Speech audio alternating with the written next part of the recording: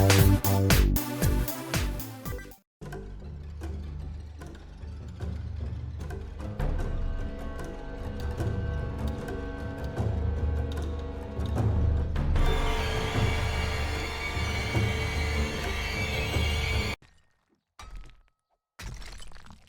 on Willax Lives. Oh. I think it's time to play a little 7 Days to Die. Alright.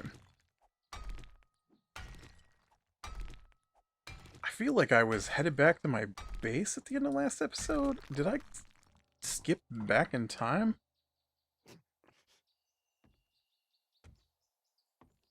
Maybe not. It's my truck. Is that it way over there?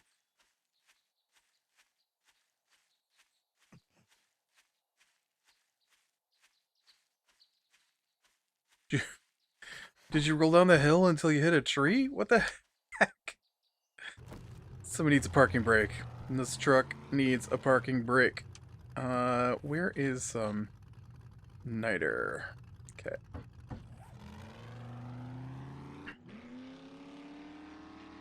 So we did play some D&D. It was okay. We played the other guy's D&D. The only part that really irritated me, I guess, which is of course the parts I like to talk about, was so I don't like the floor we're on. It might be the second worst floor we've come across so far. And mostly because it's got weird mechanics that are super dangerous depending on your DM. And given we don't exactly, you know, trust ours.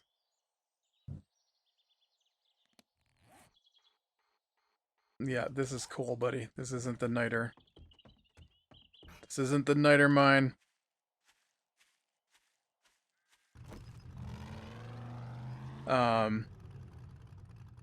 There's definitely some issues where we aren't willing to explore part of the dungeon because of our DM. And so, basically we're on this floor that's being treated like some kind of game show, which I hate. I just... If I enter the dungeon of a mad wizard, one would think that you would face off against, I don't know, the mad wizard once in a while. This is clearly not cool. Why are you saying that's cool? But we've really never seen the wizard or anything from the wizard. And every floor is like a different group of people that are totally unrelated to the wizard. So I don't get the narrative plot to this book or the extreme lack thereof. They should have just listed it as... They have like 2 other books that are just dungeon books. They should just label this as one of those, because no 2 floors are connected. That's not true. I take that back. There are 2 floors that are connected. Are they though?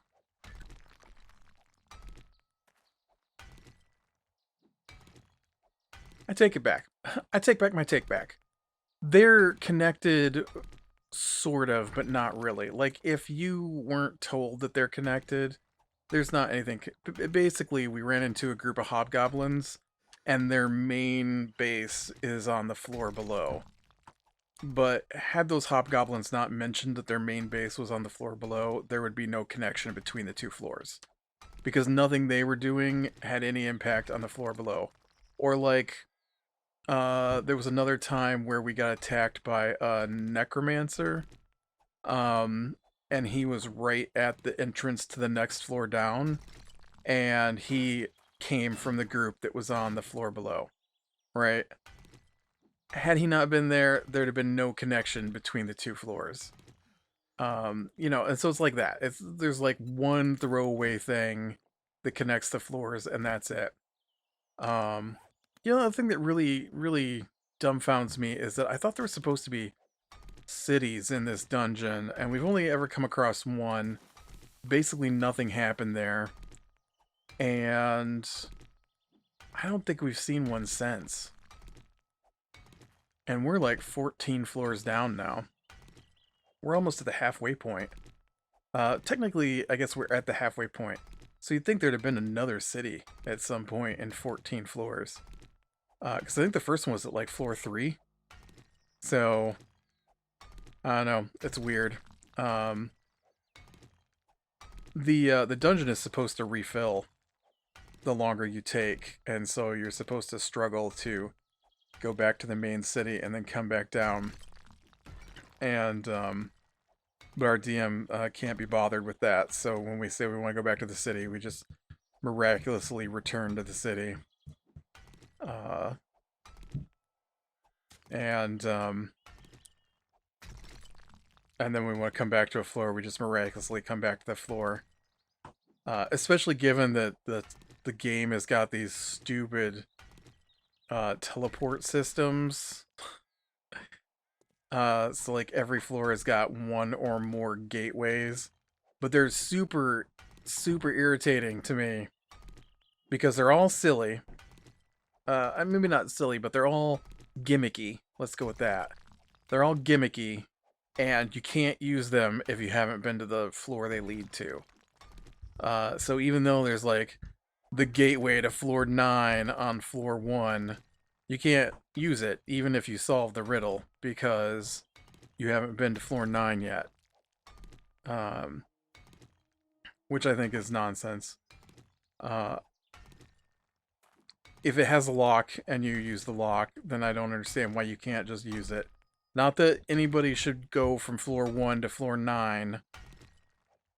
You know, your characters aren't probably going to be strong enough to manage that. All right, let's see what we got here. I've got 2,000. I feel like I already had some of this, but let's go ahead and get 2,000 of this to take back. Anyways, what's the worst that happens? We use it.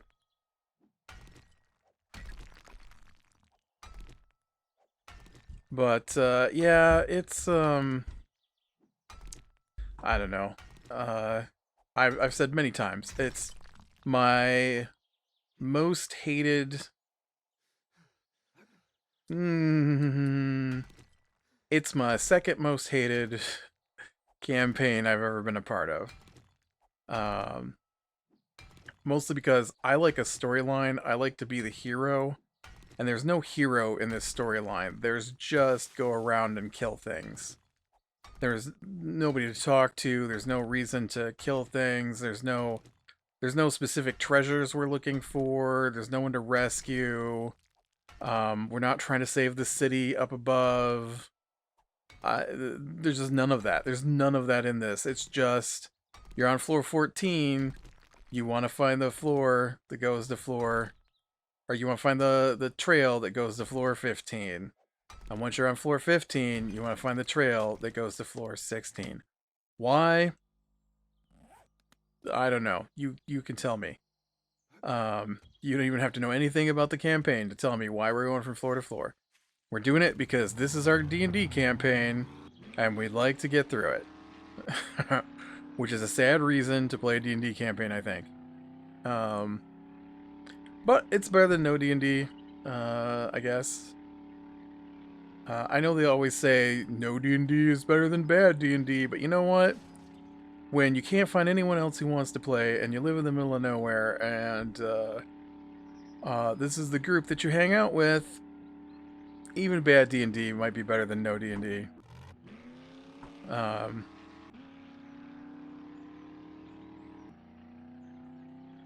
But yeah, so the thing that irritated me this week was basically the previous session. We had found this bridge, and the problem is the bridge is over top of lava. That's not the problem. The problem is that you can't use the bridge if you're wielding magical items. So at our current level 15, everybody's got magic items on them. And so, not that we figured that out. I just assumed the bridge was illusionary, except for one part of it. And so we started to walk away, and then the DM, he doesn't like it when we don't know things, even if we don't figure them out. And so he will just tell us things. Oh yeah, I already had a ton of nitrate powder. Look at that.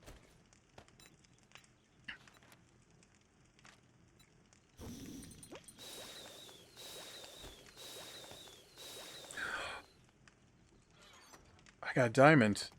Is that the last diamond I needed for my diamond blade tip? It is. I need machine parts. I need glue and steel. Whoops. Sorry about that. Thought a right click would open that. Steel. I feel like I have more steel than that. Steel. I have a ton of forged steel. Woo. Machine parts, glue. Diamond blade tip mod. Awesome. I've been wanting to make one of those for a while.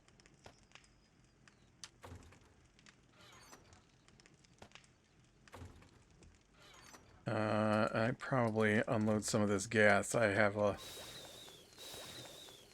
lot of gas. Okay, well let's keep one 10k jug of it here just in case.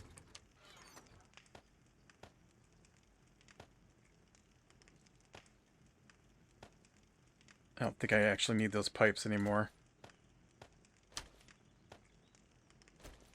Ooh, it does look like I need to make some more repair kits, though.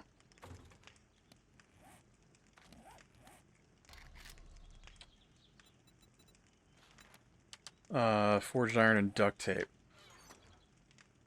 Where's my forged iron? Have I just used it all up? There we go. Forged iron, duct tape.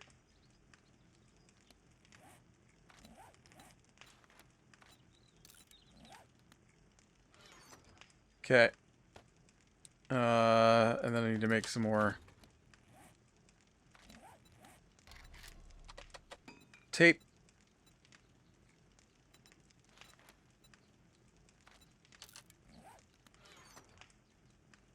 Okay. And then I need to make some more glue.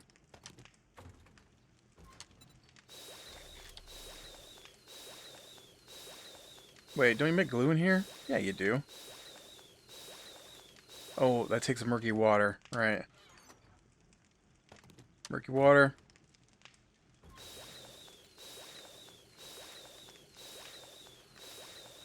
What's the difference?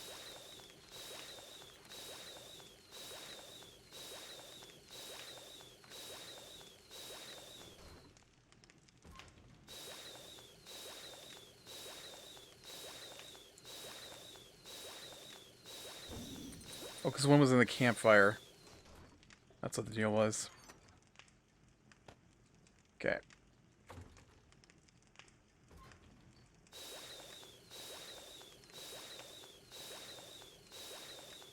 Alright, so got like 30 minutes before that's done. Oh no. Oh, I fell off the ladder. Done broke my leg. I should probably go look for medical supplies again, right? Medicine. Can I use it now? Since you wouldn't let me fix my sprain earlier. So yeah, so we had this bridge. We couldn't cross the bridge. The bridge was Basically, every time you approached it while you were wearing magic items, the bridge would disappear. But as long as you weren't wielding a magic item, then you could cross the bridge. And so the DM told us that, not letting us talk about it or try to figure it out, the DM just is like, so you could probably, like, you know, tie your magic items into a sack and make sure that it dangles 10 feet away from the bridge. I'm like, yeah, no, we're not doing that. There is no way I'm letting my magic items dangle closer to the lava. Especially given that my magic items are, you know, my main weapon, my armor, you know, important things like that. It's not like I carry a spare set of armor.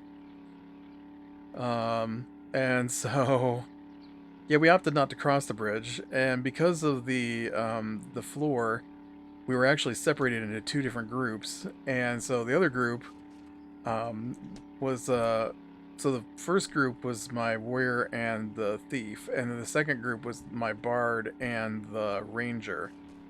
And so, oh, I thought this was the way out. It's not.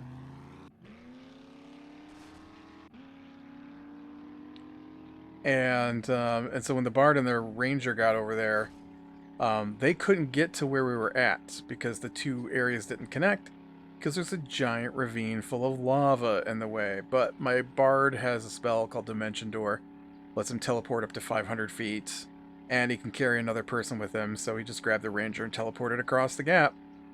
Um, so we could have teleported back, I guess, this week.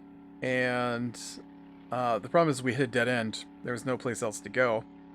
And so we backtracked to one of the doors we hadn't opened, and I don't ever remember being told that the door was sealed. But once we got back there, he was like, oh yeah, this door is sealed. And he's like, oh wait, don't you guys have a key with an H symbol on it? Like, we hadn't even had a chance to even ask what the door looked like. He's already telling us how to open the door. And he looked through the book, and he's like, oh yeah, you guys got this key. And we were still looking through our stuff to see if we had the key. You know, it was one of those instances where we weren't allowed to even gaze at our characters before the DM decided what we were doing.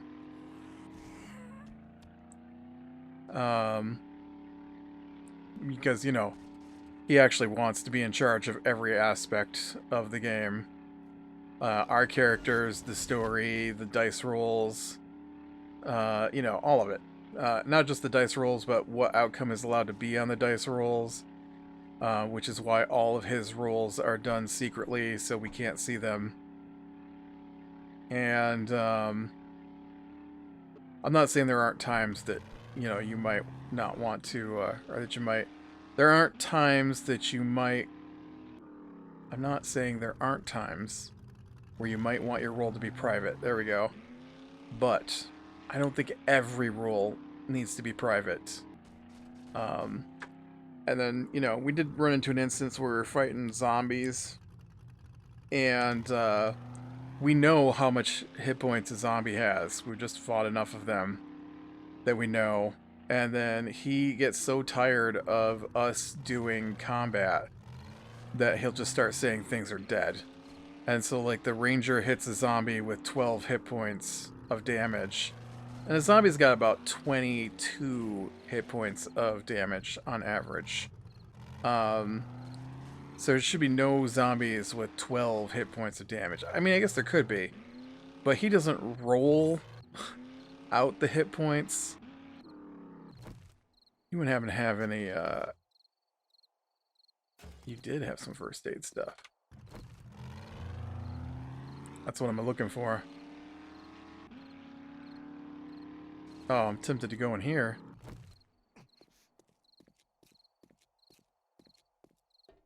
Have I been in here? No. No, I haven't.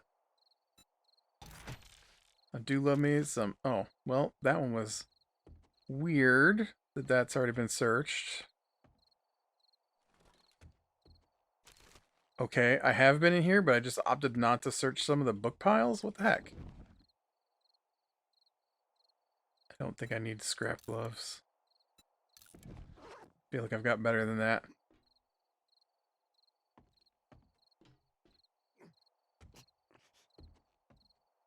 Well, it's very strange, the first bit of...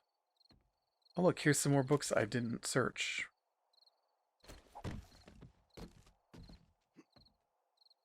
Are those, like, respawns? I don't think stuff respawns. Look, here's some more.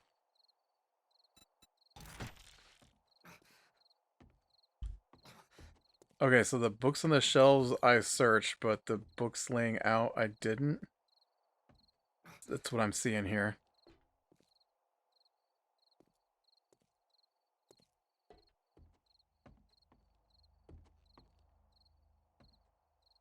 Um, so, yeah, so he told us where the key was, and then, told us that we used the key, and then moved us, and this is why, I think, this is why he got so excited about making sure that we went through to the next section, because it was the boss of the floor. And so we got shoved into fighting a death tyrant, which is like a weaker version of a beholder. A beholder is like, imagine a giant round monster that doesn't have arms or a body or anything. There's just a big round head with one big eye in the middle.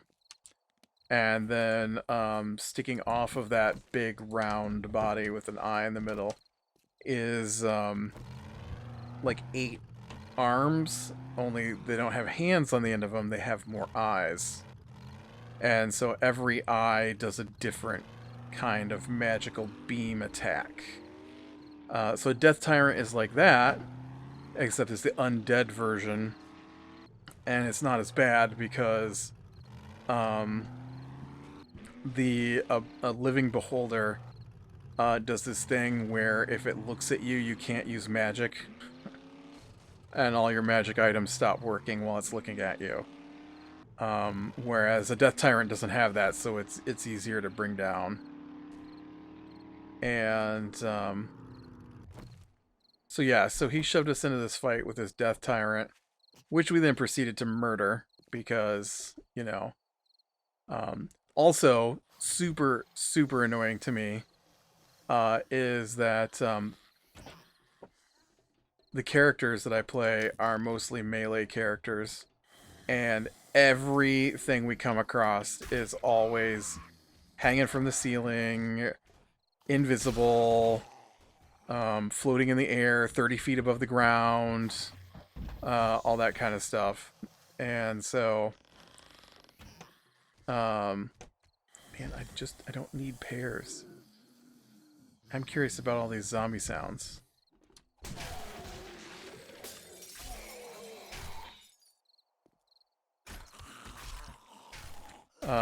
So yeah, we kill the Death Tyrant, and none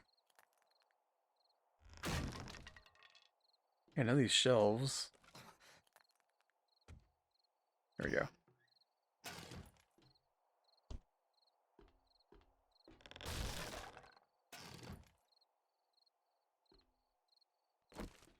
All right.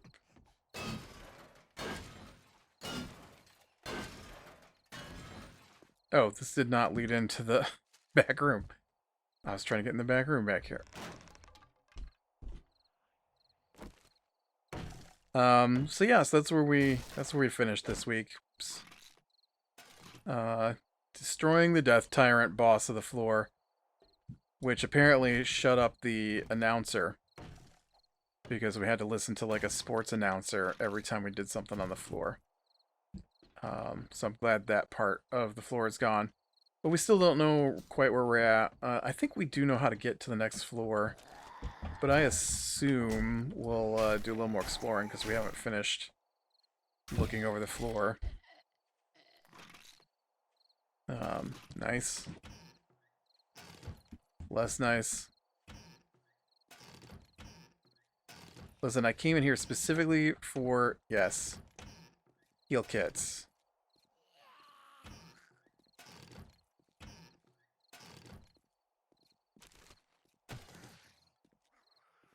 A bit of a lack of heal kits.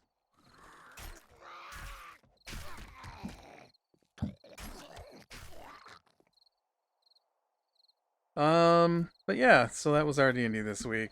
It was alright. I just, I got irritated when he was like, we were like, oh, yeah, we don't know how to get out of here because we were teleported here. So we have to figure out a way on how we want to go and where we want to go. And then he's like, yeah, I'll just do all the, you just got the key, use the key. You can use the key on the door. You can open the door, you go in, and you have to find the Death Tyrant. Now you gotta fight the Death Tyrant. I'm like, whoa, dude. How about you allow us to explore? You know, one of those things we like to do when we're in D&D. Uh, let's see. Then, just about finished. I finished the first season, the only season that's out, of an anime called Skeleton Knight in Another World. Was kind of fun. I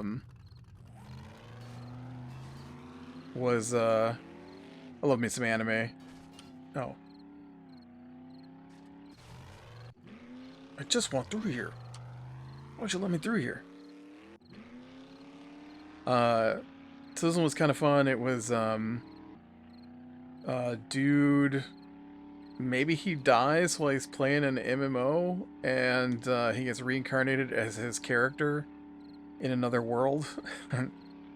The problem is that the other world is like, you know, the people are real, and he's reincarnated as his character, but at max class level, which means he has all the abilities of his class, which includes several subclasses.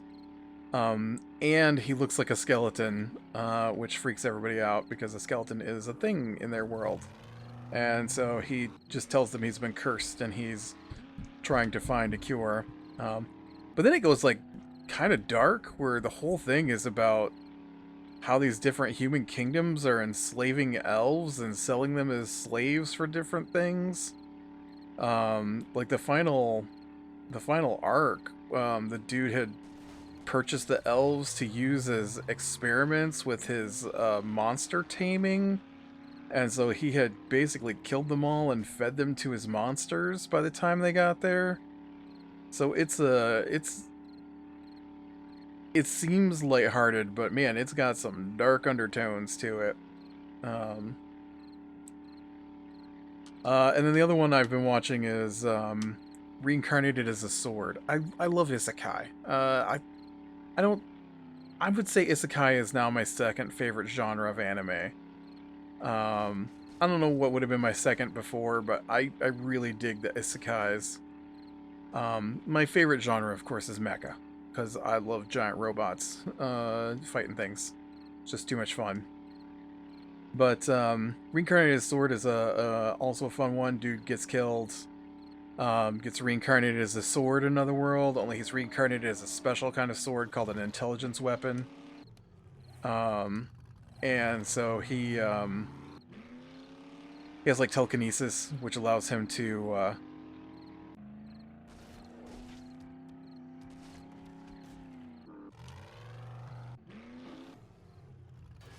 oh no.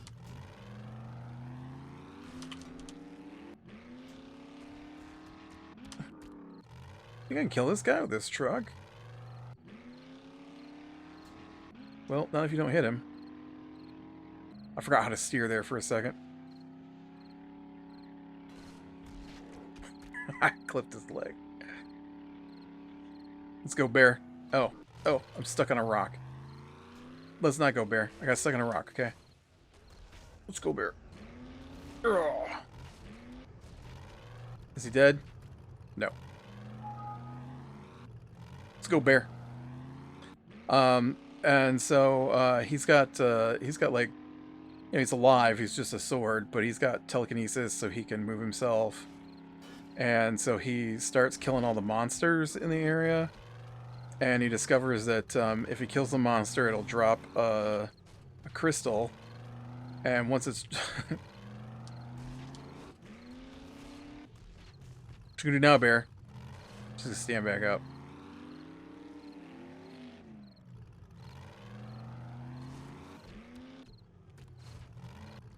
How about now? Dang. Alright, I'm just leaving. Um... So...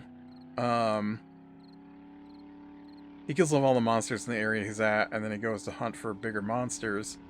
And he ends up killing a monster, but it's created some kind of no magic or something's...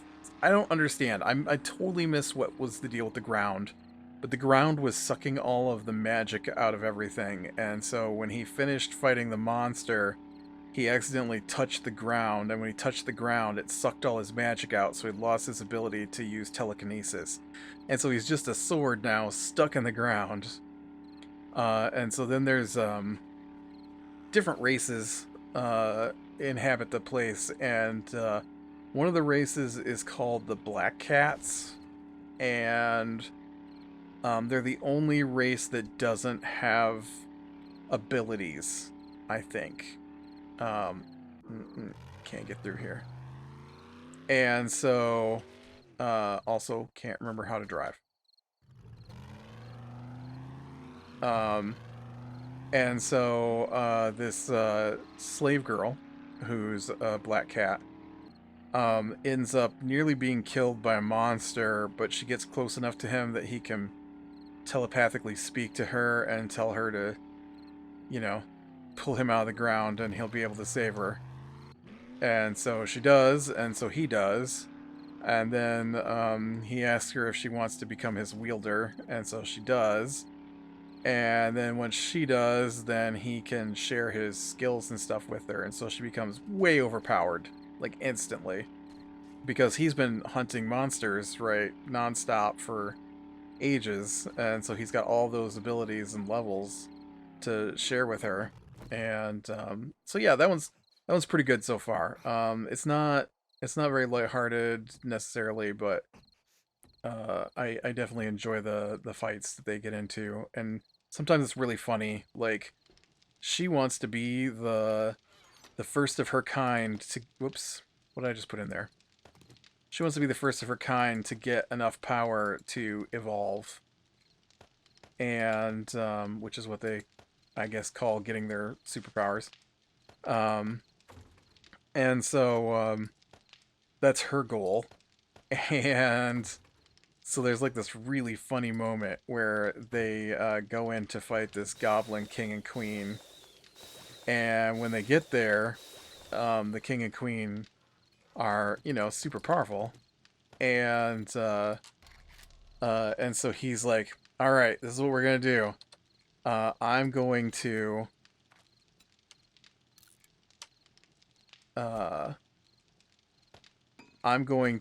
fire all these spells to create a distraction, and then you can run in and fight the king and queen. And so the sword has this ability where he can cast two spells at the same time, and so he casts fire javelin spells and tri-explosion spells on the group of goblins, which includes the king and queen. And so then the girl, Fran, she rushes forward. Can this go on here? Isn't this... Yeah. Yeah, that's what I'm talking about right there.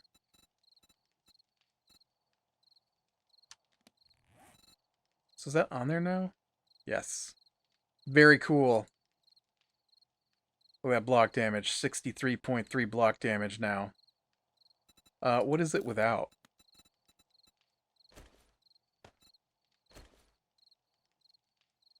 Oh. So it is... so it barely raises it, right? Look at that. Block damage is already 56.2. This raises it by 3.6.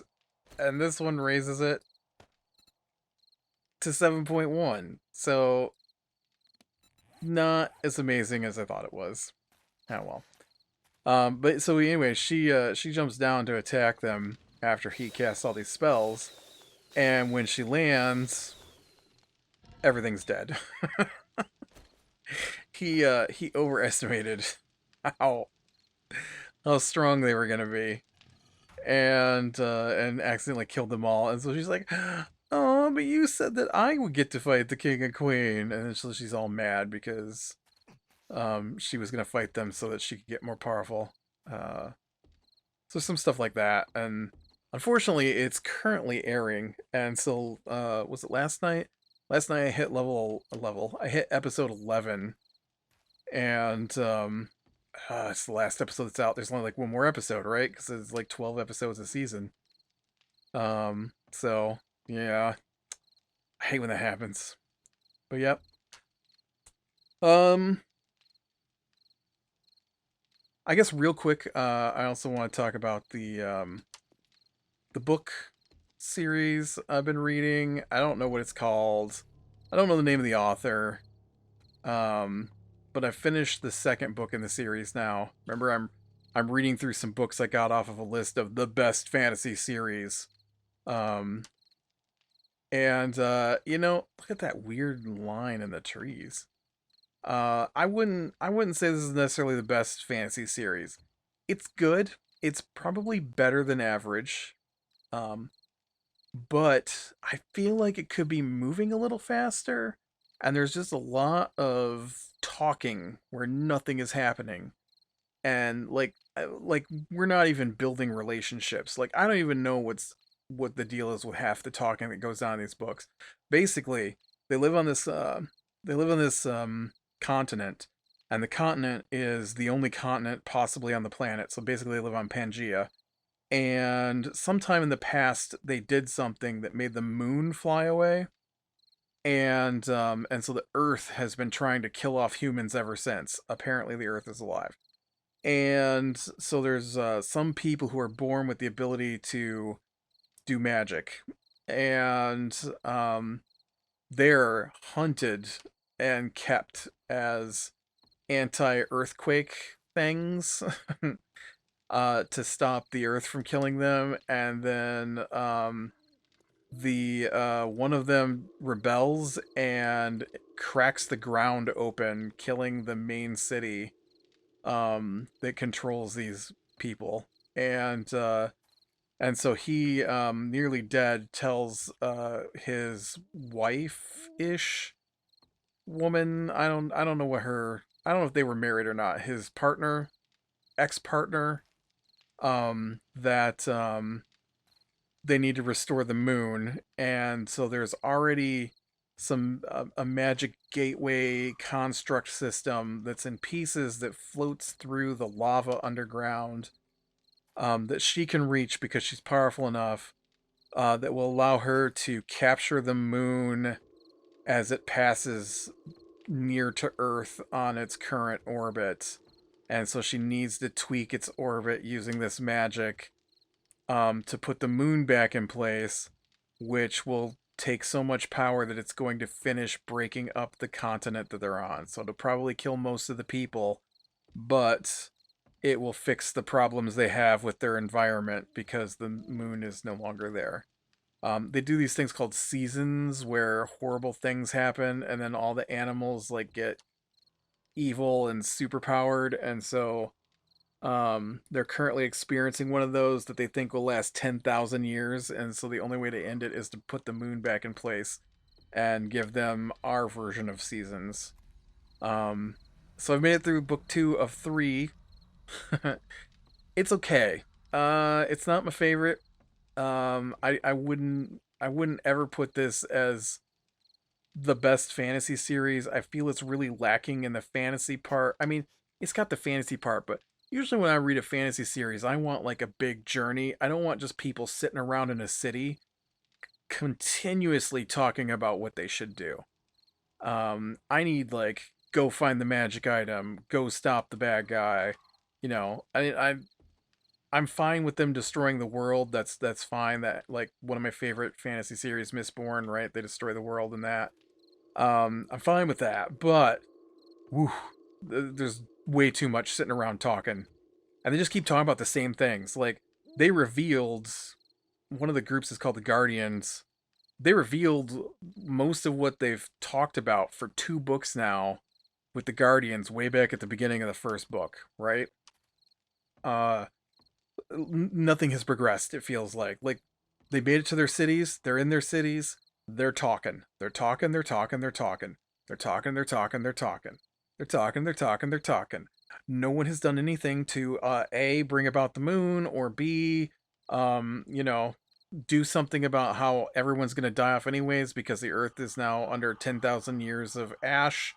No one's doing anything in these books, and I just wish they would do something. Um, yeah.